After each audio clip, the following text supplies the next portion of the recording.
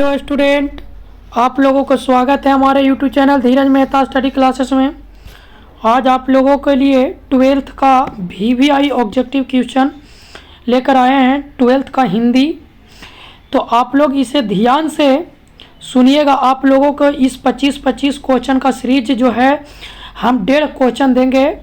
तो 8 से 10 वीडियो आप लोगों को हम देंगे, उससे फालतू क्वेश्चन नहीं आएगा।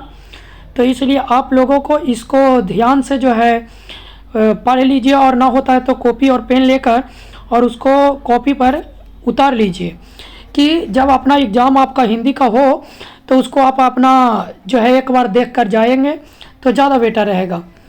तो चलिए क्वेश्चन का जो है पार्ट फर्स्ट, आपका तिरिच कहानी के कहानीकारक कौन है? तो उदय प्रकाश। कौन है? उदय प्रकाश आपका तिरिच कहानी का जो कहानीकारक है वो कौन है? उदय प्रकाश हैं। कौन है? उदय प्रकाश। उसके बाद हार जीत का लेखक जो हैं वो अशोक वाजपेयी। हार जीत का जो लेखक हैं वो अशोक वाजपेयी हैं। कौन है? अशोक वाजपेयी। मालती के पति का नाम क्या था? तो महेश्वर नाम था। क्या नाम था? महेश्वर नाम था। एक खेल और एक पत्र के रचनाकार कौन हैं? तो एक खेल और एक पत्र का रचनाकार जो है भगत सिंह हैं। कौन है? भगत सिंह हैं। आप ध्यान से देखते चलिए और कॉपी से उतारते चलिए, कॉपी और पेन लेकर उतारते चलिए। क्वेश्चन सब जो है इम्पोर्टेंट क्वेश्चन है आप लोगों के लिए हम लेकर आए हैं। तुलसीदास का बचपन का नाम क्या था? तो तुलसीदास का बचपन का नाम राम बोला था। क्या नाम था? राम बोला। क्योंकि ये राम भगवान का बहुत बड़ा भक्त थे और राम भगवान का भक्ति में ये लीन रहते थे, इसीलिए इसको राम बोला कहते हैं। रघुवीर सहाय की जन्म स्थल कहाँ है? तो रघुवीर सहाय का जन्म स्थल जो है वो लखनऊ में है। कहाँ है? लखनऊ में है। फौजी वहाँ लड़ने के लिए है, वह भाग नहीं सकते। जो फौजी छोड़कर भागता है उसे गोली मार दी जाती है। उपयुक्त पंक्ति किस पाठ से लिया गया है? इस किस पाठ में है कि अगर कोई फौजी भागा तो उसको गोली मार दिया जाएगा?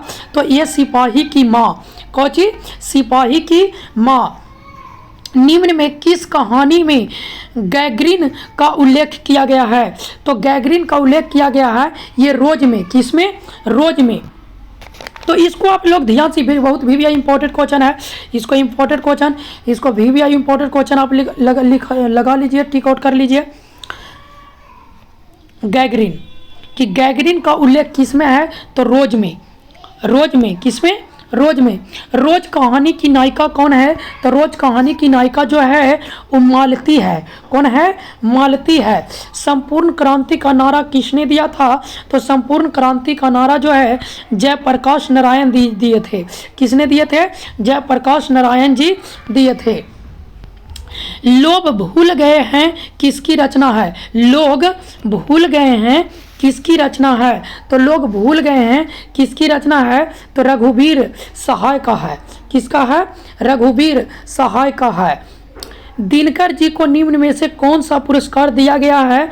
तो 12 का जो हो जाएगा आपका 12 का पद्म भूषण। 12 का कुछ हो जाएगा पद्म भूषण। पद्म विभूषण नहीं, पद्म भूषण। दिनकर जी को निम्न में से कौन सा पुरस्कार दिया गया है? तो पद्म भूषण दिया गया है। मोहन राकेश रचित नाटक संग्रह क्या है? तो इसका आंसर आपका हो जाएगा अपाढ़ का एक दिन, आषाढ़ का एक दिन, आषाढ़ का एक दिन, आषाढ़ का एक दिन। बातचीत साहित्य की कौन सी विद्या है? तो बातचीत जो है साहित्य का निबंध है। क्या है? निबंध है। कौन सी विद्या है? तो निबंध है। बाल कृष्ण भट्ट किस काल की रचनाकार है? ये बहुत इंपॉर्टेंट है, इसको आप भी आई कर लीजिए। ये बहुत इंपॉर्टेंट है कि बाल कृष्ण भट्ट किस काल के रचनाकार हैं? तो बाल कृष्ण भट्ट जो हैं आधुनिक काल के हैं। किस काल के? आधुनिक काल के हैं। आपका 16 भगवान श्री कृष्ण किस कवि के पूज्य थे? तो भगवान श्री कृष्ण जी जो थे वो सूरदास के। किसके?